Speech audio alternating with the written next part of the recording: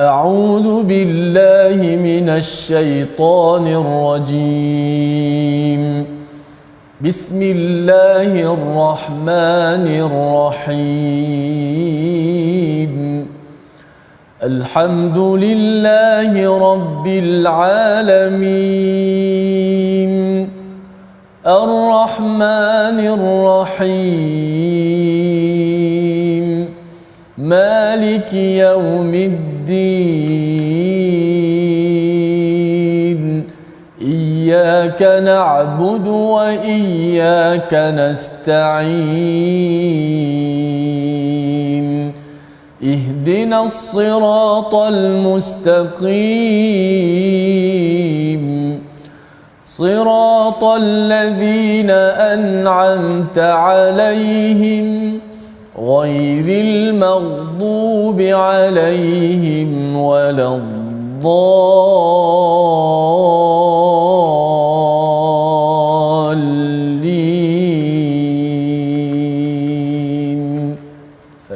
Sadaqallahul azim.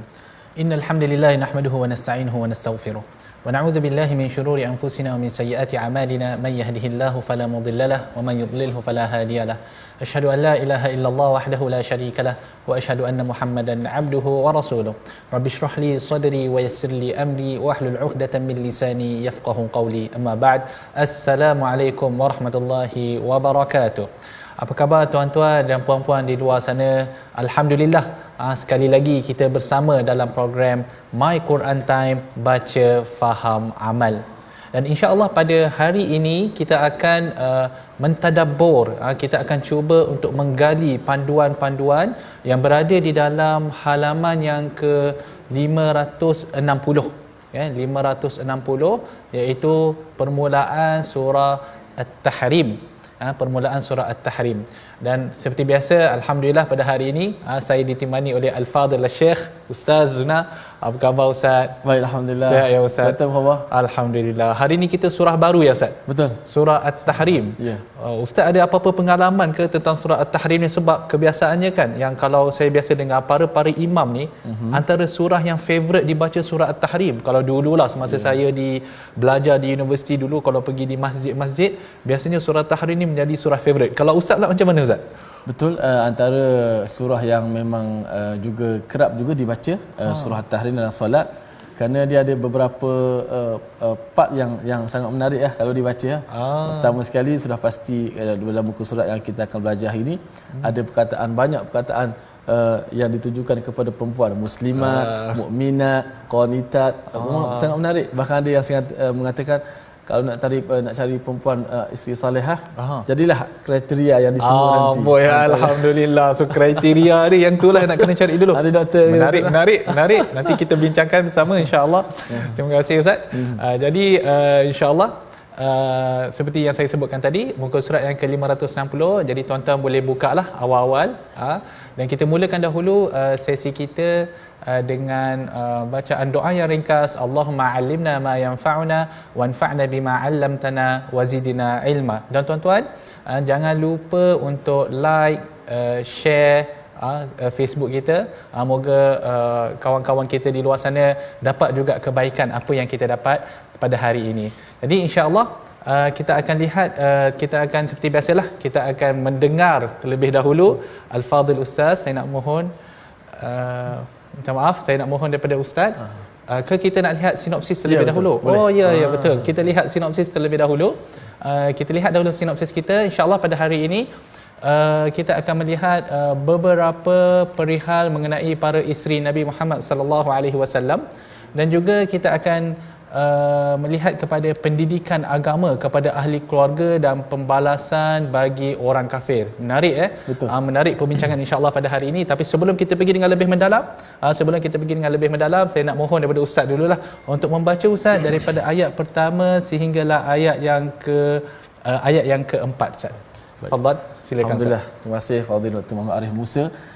Pencerahan awal tentang surah At-Tahrim, sudah pasti penonton akan merasa tertarik dengan surah ini kerana perbincangan yang sangat baik untuk sama-sama kita belajar dan tiru kepada baginda Nabi sallallahu alaihi wasallam dan tergandung dalam Al-Quran Karim, kerana akhlak baginda ialah Al-Quran. Insya-Allah kita baca ayat pertama hingga ayat keempat daripada surah At-Tahrim dengan maqam ataupun lagu jiharkah.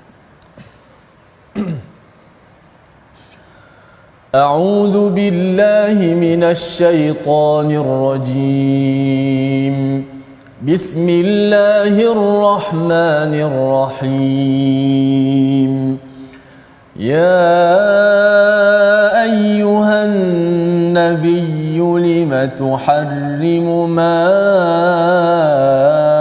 أحل الله لك تبتغي مرضات أزواجك والله غفور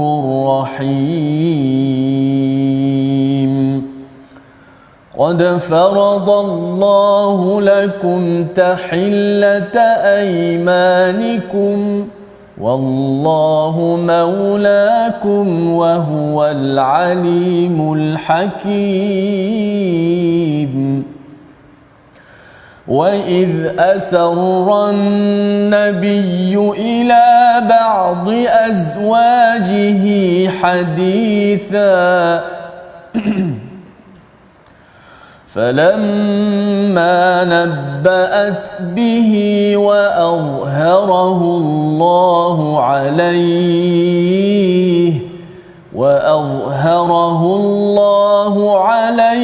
عرف بعضه وأعرض عن بعض فلما نبأها به قالت من أنبأك هذا قال نبأني العليم الخبير إن تتوبا إلى الله فقد صغت قلوبكما وإن تظاهرا عليه فإن الله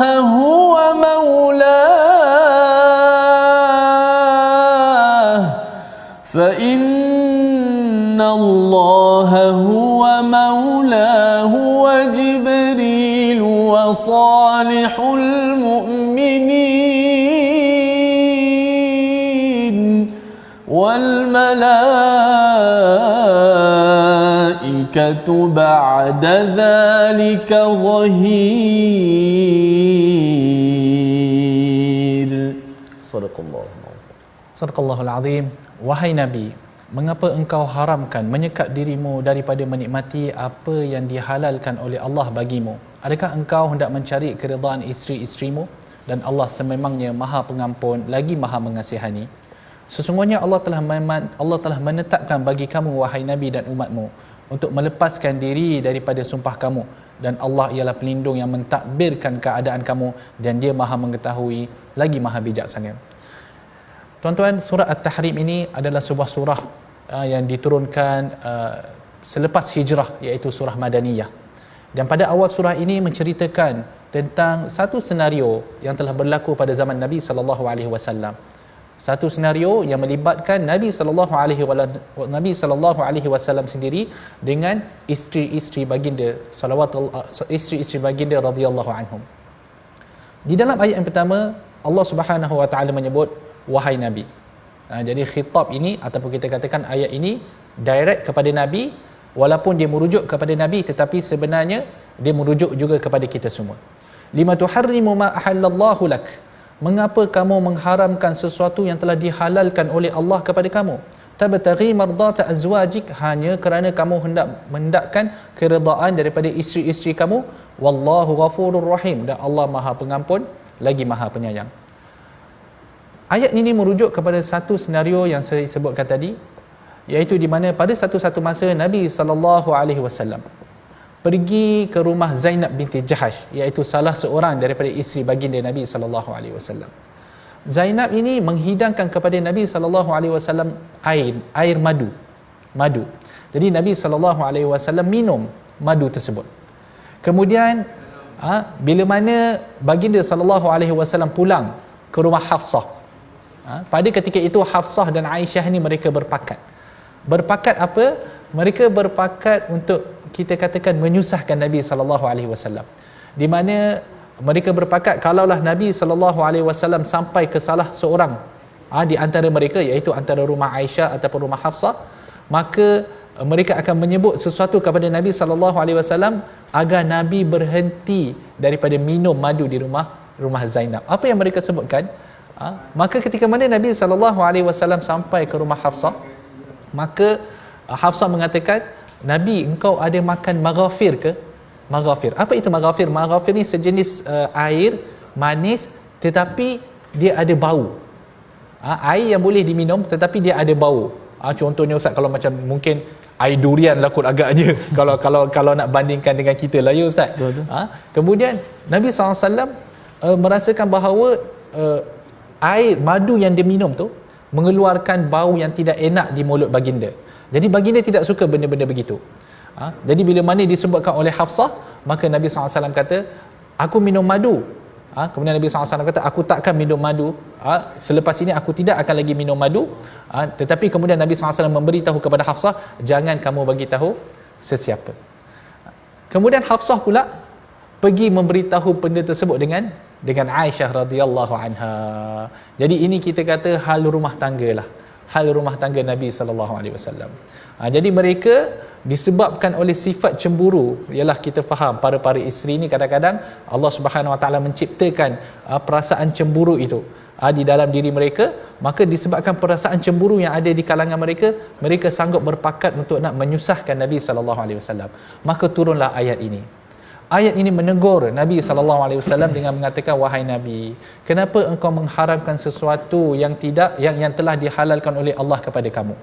Kan, iaitu madu yang Allah Subhanahu Wa Taala dah ciptakan, ia adalah baik untuk kamu sebenarnya, tetapi kenapa kamu mengharamkan madu tersebut?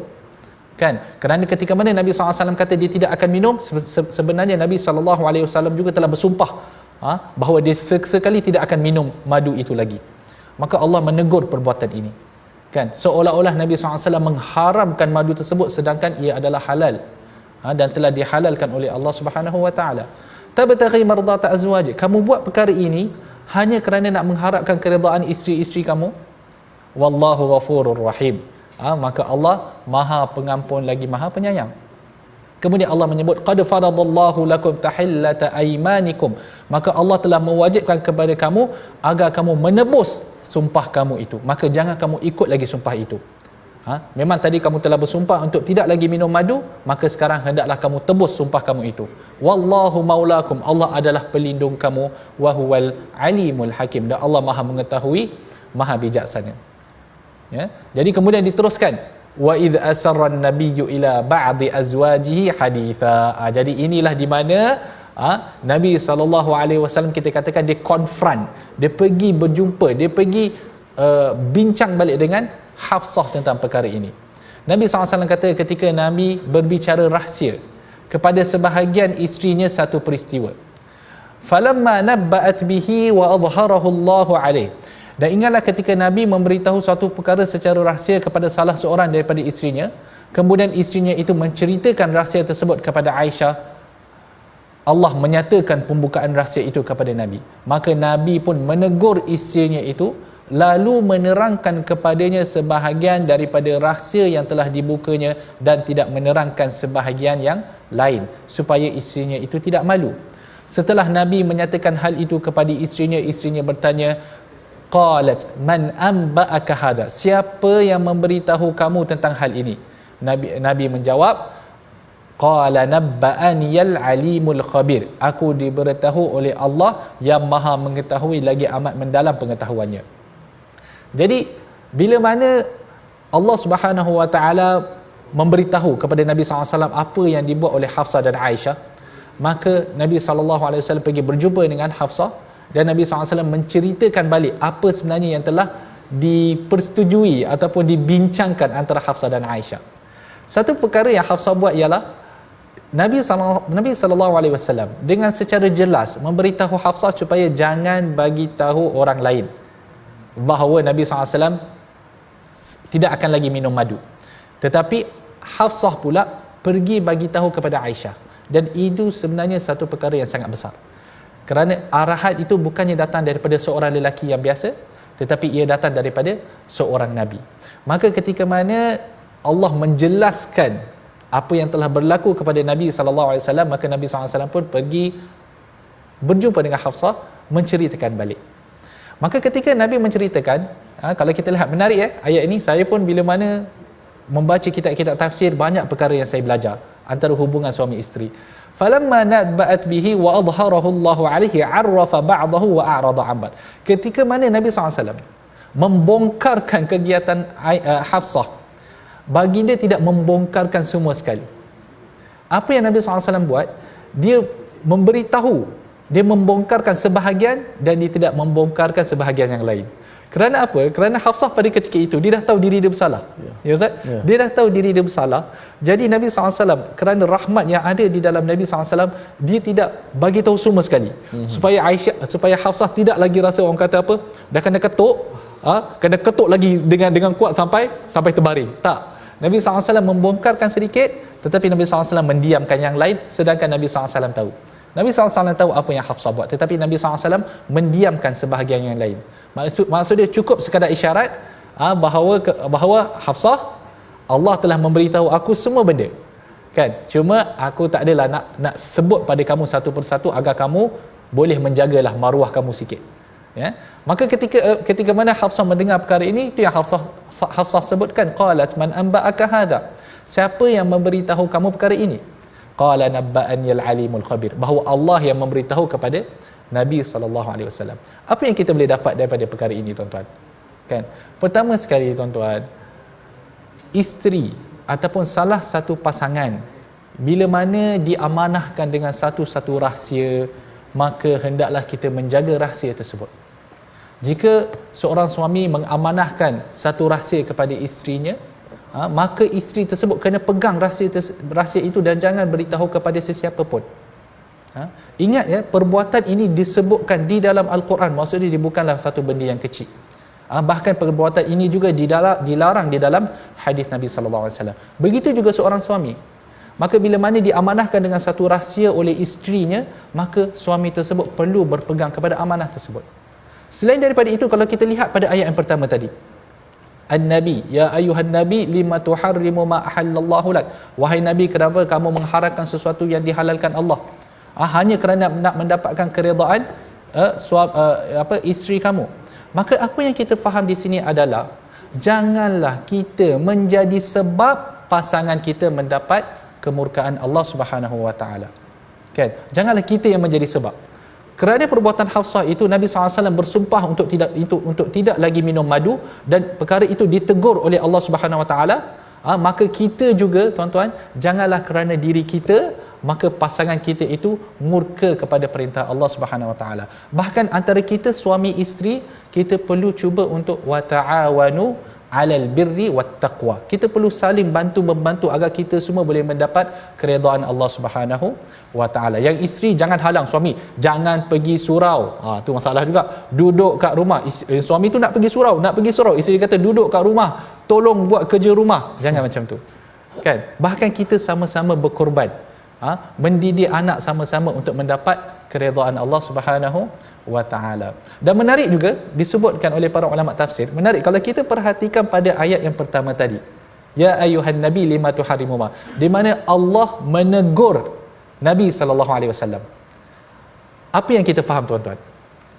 Kita faham bahawa Quran ini bukan datangnya daripada Nabi sallallahu alaihi wasallam, bahkan ia datang daripada Allah Subhanahu wa taala.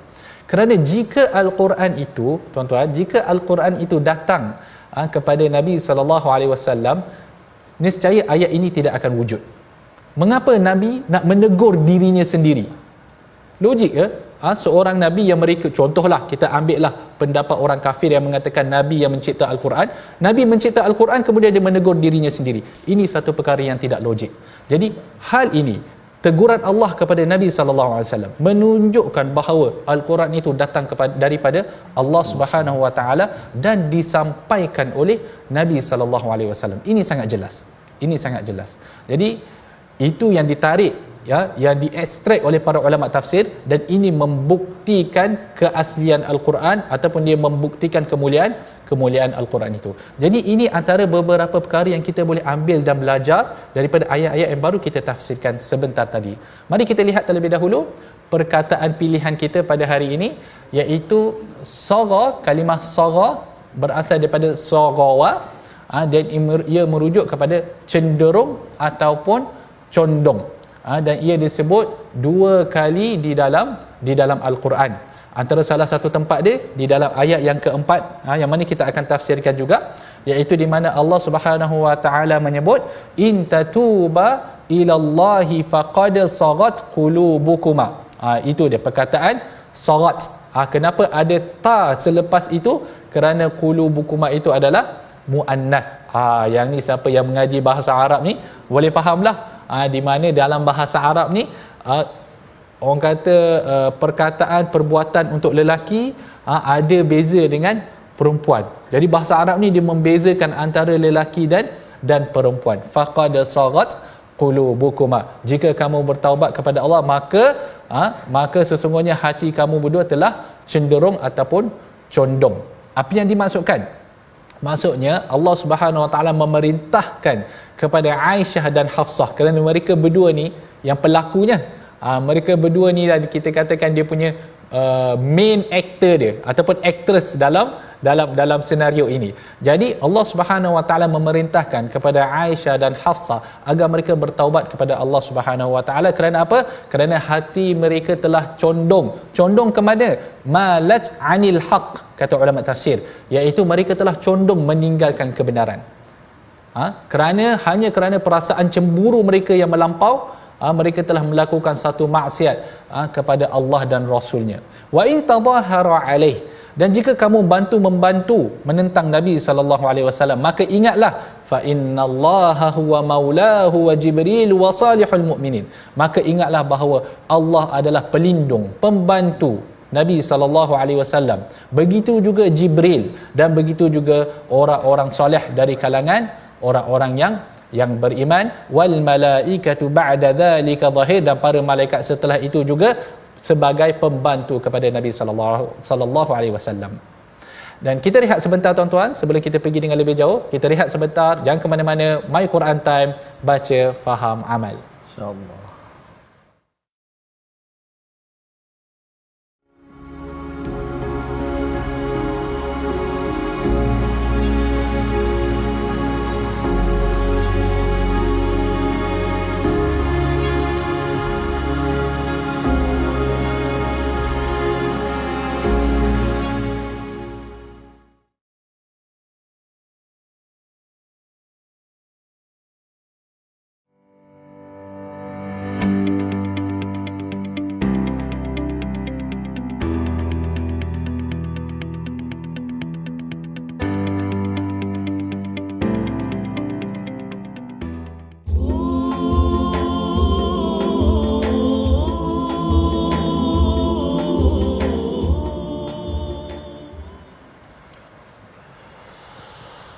مسلمات مؤمنات قانتات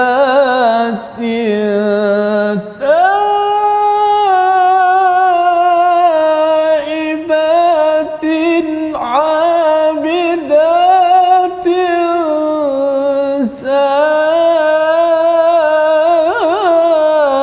سائحات ثيبات وأبكارا.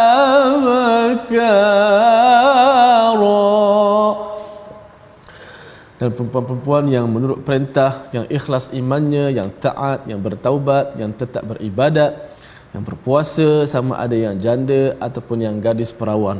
Macam mana pula tu doktor? Ada yang janda, ada yang gadis perawan. Insya-Allah ayat kelima ni deretan sifat-sifat yang disebut ini insya-Allah akan ditadabbur oleh Dr. Muhammad Arif Musa sebentar lagi.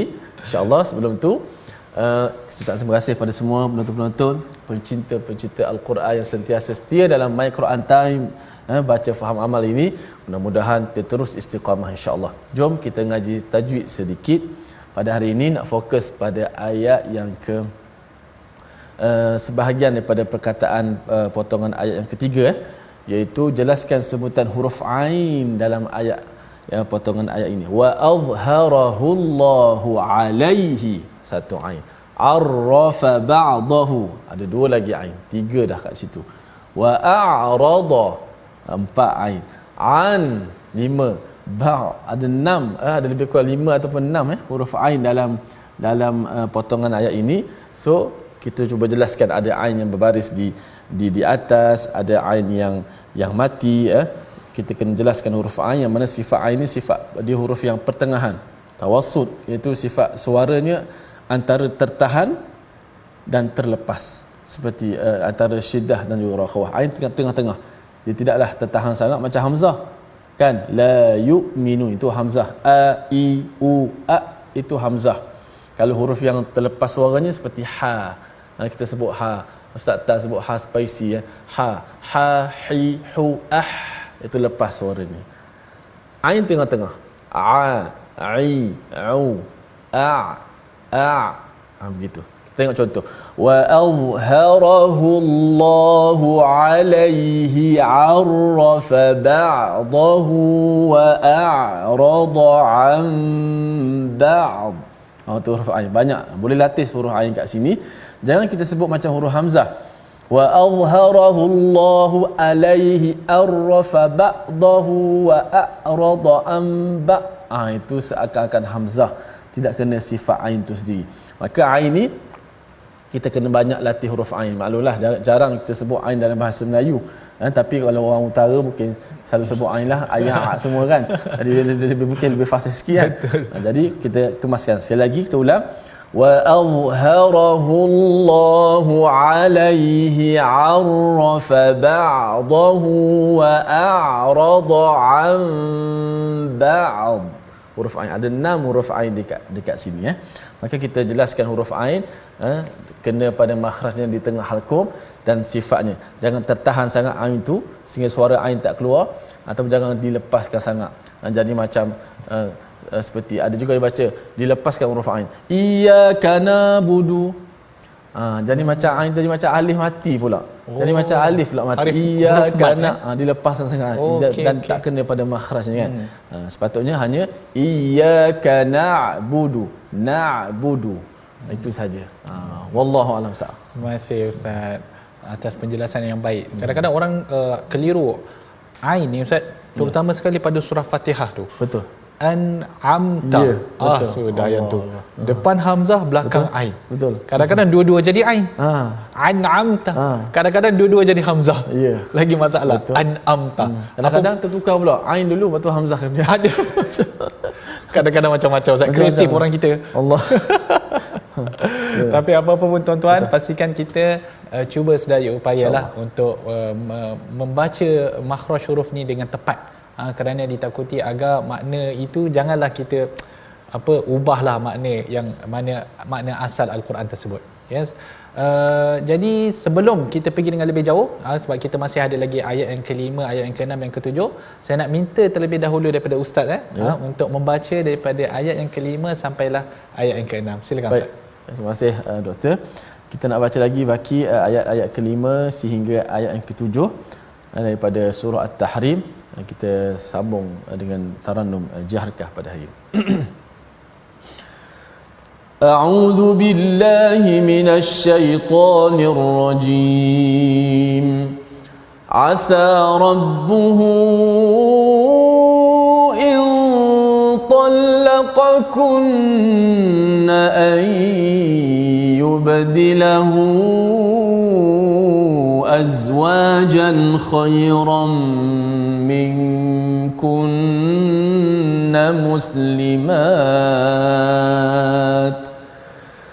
مسلمات مؤمنات قانتات تائبات عابدات سائحات ثيبات وأبكارا يا أيها الذين آمنوا قوا أنفسكم وأهليكم نارا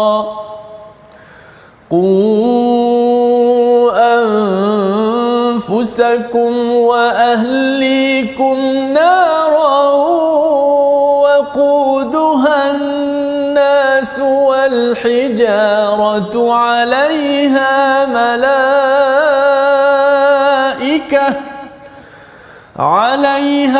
ملائكة غلاظ شداد لا يعصون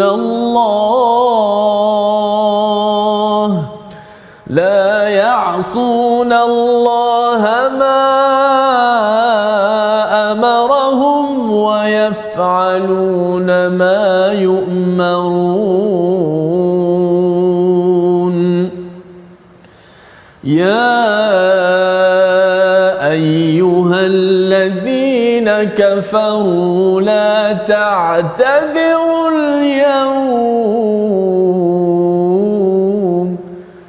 إنما تجزون ما كنتم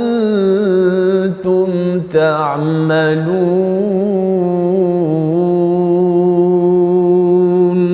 صدق الله العظيم. Sadaqallahul azim. Ustaz, saya kena tanya juga. Lagu apa tadi Ustaz? Masya-Allah. Masya-Allah. Lagu apa tadi Ustaz? Kalau ikut lagunya asasnya ini dia adalah lagu jiharkah. Ya. Lagu jiharkah ni lagu yang sangat popular di negara kita macam lagu raya, takbir raya. Okey. Tetapi dia lebih kepada asas jiharkah tapi dia lebih masuk ke cabang. Bila cabang dia pergi ke bunyi lain sikit daripada biasa. Saya tertarik cara Ustaz buat mukminatin qanitatin ta'ibat satu. Masya-Allah tabarakallah. Kalau saya yang duduk sebelah ni meremang rasanya. Saya yakin tuan-tuan di luar sana pun orang kata berasalah bagaimana masya-Allah tabarakallah Ustaz punya bacaan. Terima kasih Ustaz. Terima kasih Ustaz. Allah Subhanahu Wa Taala berfirman dalam ayat yang kelima,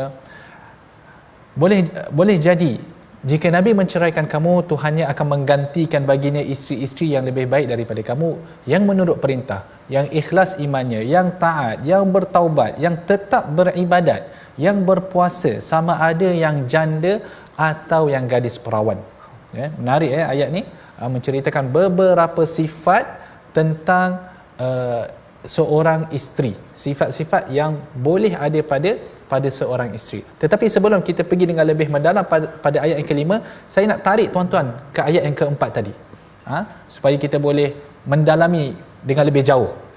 In tatuba ilallahi faqad sagat qulubukuma. Jika kamu bertaubat kepada Allah, sesungguhnya hati kamu berdua telah cenderung. Di mana bila mana hati isteri-isteri Nabi sallallahu alaihi wasallam, bila mana hati mereka telah cenderung daripada kebenaran, maka tindak tanduk mereka akan mengikut hati tersebut. Kerana seperti mana yang kita tahu, hati seseorang manusia dia akan membentuk tindak tanduk dia kemudian. Jadi bila mana hati mereka telah cenderung, maka mereka telah melakukan perkara yang mereka telah lakukan kepada Nabi sallallahu alaihi wasallam daripada orang kata apa? Konspirasi lah, bukan konspirasi tetapi mereka rancangan mereka kepada Nabi sallallahu alaihi wasallam. Wa in tadahara alaih, dan jika kamu saling bantu membantu kamu berdua untuk menentang Nabi sallallahu alaihi wasallam, maka ingat Allah adalah penolongnya, Jibril adalah penolongnya juga, dan orang-orang soleh di kalangan orang-orang yang beriman. Di dalam ayat ini saya nak tarik tuan-tuan kepada perkara yang sedang berlaku di sekeliling kita. Kita baru dengar baru-baru ini ada satu video yang viral tuan-tuan, di mana seseorang lelaki menghina Allah Subhanahu wa taala, menghina Nabi sallallahu alaihi wasallam, menghina agama Islam, maka di sini kita sebagai orang-orang yang beriman, lihat kepada ayat ini, orang beriman, wasalihul mu'minin, orang-orang yang beriman dari kalangan orang-orang yang soleh, kita akan mempertahankan Nabi sallallahu alaihi wasallam. Maka jika ada keluar video yang viral sebegini, maka menjadi kewajipan kita sebagai umat Islam untuk menentang perkara-perkara macam ni. Dan saya nak mengucapkan tahniah pada polis di Raja Malaysia kerana telah menangkap lelaki yang membuat video tersebut. Dan inilah dia kewajipan yang perlu ada. Inilah dia sensitiviti yang perlu ada. Jangan lupa tuan-tuan, wasalihul mu'minin. Kalau kita nak termasuk dalam golongan salihul mu'minin, maka melindungi Nabi sallallahu alaihi wasallam adalah satu kewajipan. Wal malaikatu ba'da dhalika zahir, dan para malaikat setelah itu juga akan membantu Nabi sallallahu alaihi wasallam. Kita lihat ayat ini tuan-tuan di dalam urusan pertelingkahan perkahwinan. Betul tak? Hanya sedikit salah faham ataupun sedikit kita katalah, yalah biasalah asam garam kehidupan Ustaz, perkahwinan ni siapa yang tidak terlepaskan.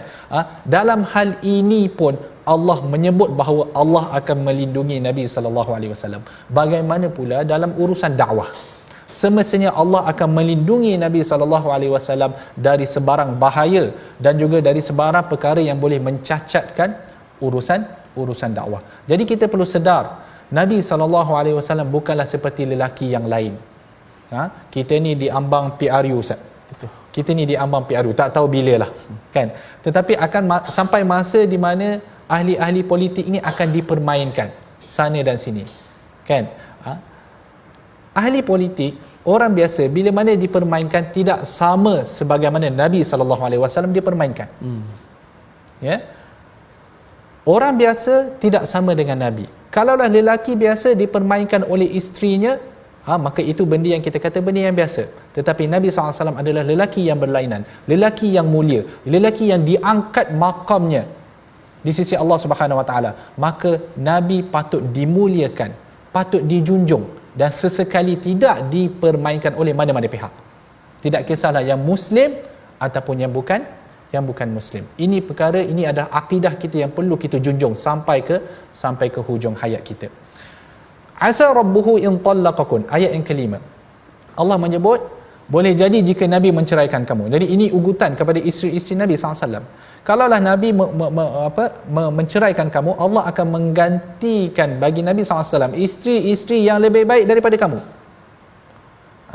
Iaitu di kalangan orang-orang yang muslimat. Ini yang Ustaz Tirmizi sebutkan tadi, sifat-sifat seorang isteri yang soleh, muslimat yang muslim, menyerahkan diri kepada Allah, mukminat yang beriman, yang mana menurut perintah, qanitat yang taat, yang taibat yang selalu bertaubat, abidat yang rajin beribadah, saihat yang berpuasa, thayyibat janda ataupun yang perawan.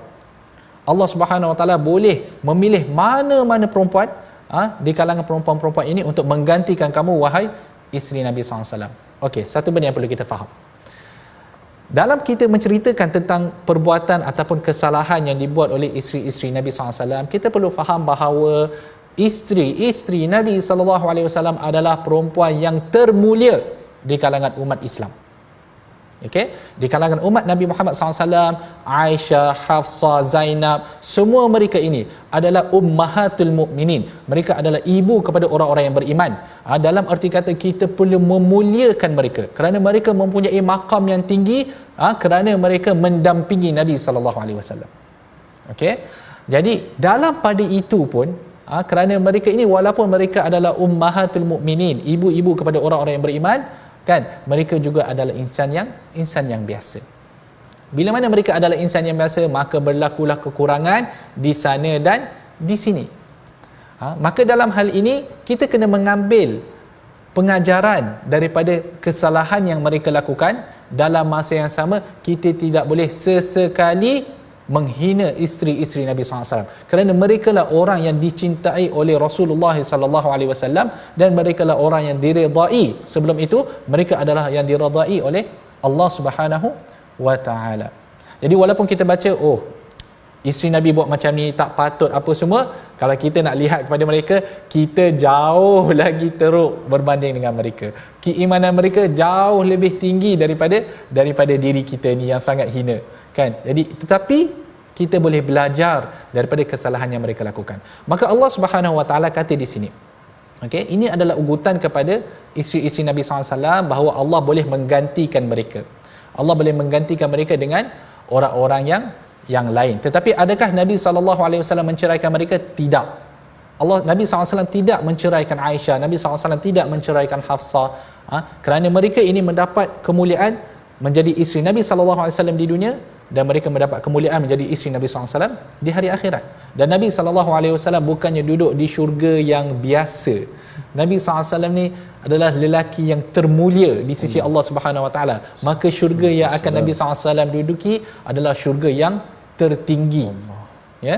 Dan isteri-isteri Nabi SAW, kerana mereka bersuamikan Nabi, jadi tindak tanduk mereka tidak boleh seperti perempuan-perempuan yang lain. Maka itu ditegur tu. Kalau kita fikirkan ustaz, kita fikir sebentar, apa yang mereka buat ni kalaulah berlaku pada saya dan ustaz lah, kita kata dia benda yang salah tapi tak adalah besar sangat, kan? Kita fahamlah, kita bagi tahu satu rahsia kepada isteri kita, kemudian isteri kita pergi beritahu kepada orang lain, kan?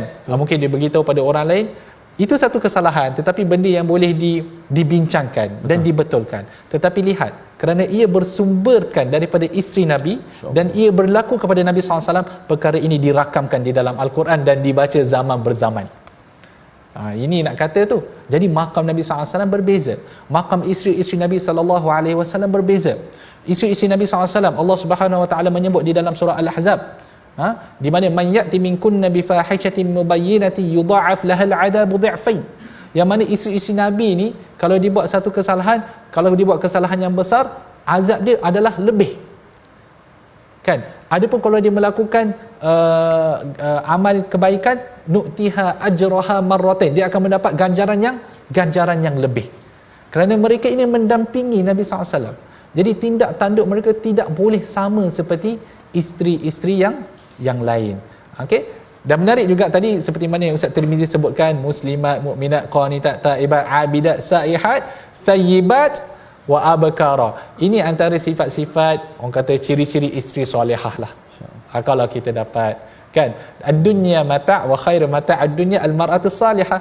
Dunia ini penuh dengan perhiasan, dan perhiasan yang tercantik adalah seorang isteri yang solehah. Jadi kalaulah tuan-tuan sudah memiliki isteri yang solehah, maka bersyukurlah pada Allah Subhanahu Wa Taala, kerana isteri yang solehah akan memimpinlah, dia akan membawa tangan kita ni ke syurga dan keridhaan Allah Subhanahu Wa Taala. Kalau belum lagi memiliki, pimpin supaya jadi solehah lah. Kalau belum memiliki lagi, pimpin yang sedia ada. Kalau isteri yang sedia ada tu belum solehah, maka tanggungjawab kita. Itu kita nak sebutkan dalam ayat yang ke-6 tu Ustaz. Ya ayyuhallazina amanu, wahai orang yang beriman, qu anfusakum wa ahlikum nara, jagalah diri kamu dan juga ahli keluarga kamu daripada neraka. Itu yang kita kata tadi. Kalau kita tidak ada isteri yang solehah, maka menjadi tanggungjawab seorang suami untuk memimpin, untuk melindungi dirinya dan daripada diri ahli keluarga dia daripada neraka. Kita kena didik dia supaya menjadi isteri yang solehah. Bukan mesti tambahlah. Itu kita boleh cerita belakang. Tetapi kita nak katakan bahawa ya betul, di dalam Islam adalah saranan bagi mereka yang mampu, ada syarat-syarat je untuk menambah isteri lah.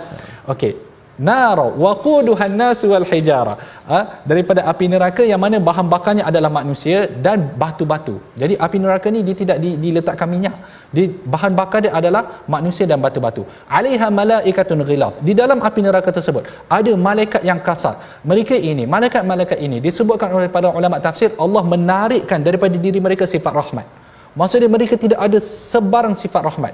Bahkan seperti mana seorang manusia, ini disebutkan oleh para ulama tafsir, sebagaimana seorang manusia suka kepada makan dan minum, para malaikat ini mereka suka kepada mengazab ahli-ahli neraka. Maksudnya mereka mendapat kepuasan daripada mengazab ahli neraka. Syidad, mereka keras, la ya'sunallaha ma amarahum, mereka tidak akan menderhaki Allah terhadap apa yang Allah perintahkan kepada mereka, wa yaf'aluna ma yu'marun, dan mereka akan melakukan apa yang mereka diperintahkan. Kalau azab tu macam itulah yang mereka akan buat. Walaupun diminta belas kasihan oleh ahli neraka, sesekali Allah tidak akan memberi belas kasihan. Ya ayyuhalladzina kafaru la ta'tadzirul yaum. Ini akan dikatakan kepada orang kafir pada hari tersebut. Wahai orang-orang yang kafir, jangan kamu bagi apa-apa alasan pada hari ini. Innama tujzauna ma kuntum ta'malun. Sesungguhnya kamu dibalas dengan apa yang telah kamu lakukan. Jadi tuan-tuan, alhamdulillah selesai kita muka surat ini. Mari kita lihat kepada resolusi dan tindakan yang kita boleh dapat. Yang pertama adalah kita perlu mendahulukan keredaan Allah atas kehendak manusia. Redha Allah itu perlu dicari sentiasa. Jangan lupa kepada hadis Nabi SAW, sesiapa yang mencari redha Allah dengan kemurkaan manusia, maka Allah akan bersamanya dan manusia juga akan meredainya. Ya. Kemudian yang kedua adalah menjaga rahsia dan aib pasangan dengan amanah. Yang ketiga, bimbing diri serta ahli keluarga dengan nasihat dan didikan syariat yang benar. Jadi alhamdulillah, Ustaz, mari kita berdoa Ustaz untuk lebih memberkati apa yang kita telah belajar pada hari ini. Bismillahirrahmanirrahim. Alhamdulillah wassalatu wassalamu ala Rasulillah. Ya Allah, Tuhan kami, ampunkanlah dosa kami ya Allah, jadikanlah kami suami-suami yang bertakwa ya Allah, jadikanlah suami kami suami yang sentiasa mendorong isteri dan anak-anak memberi pendidikan agama, dan bantulah pasangan kami untuk menjadi salihah ya Allah, jadikanlah pasangan kami yang membantu kami untuk bertakwa, melakukan ketaatan kepadamu ya Allah.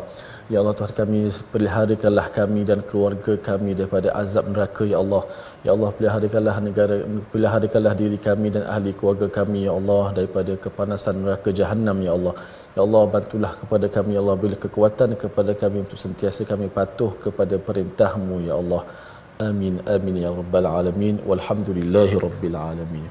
Alhamdulillah, terima kasih kepada semua penonton-penonton yang terus setia dalam My Quran Time, dan jangan lupa kita sentiasa mengajak pada sahabat-sahabat untuk sama-sama menyumbang dalam tabung gerakan Al-Quran, beri manfaat kepada ummah Al-Quran insya-Allah pastinya. Dan jangan lupa juga untuk saksikan ulangan My Quran Time malam ini dan juga esok pagi. Terus bersama dengan Al-Quran, mudah-mudahan Al-Quran sentiasa bertahta di hati kita semua. Terima kasih semua. My Quran Time, baca, faham, amal. Assalamualaikum.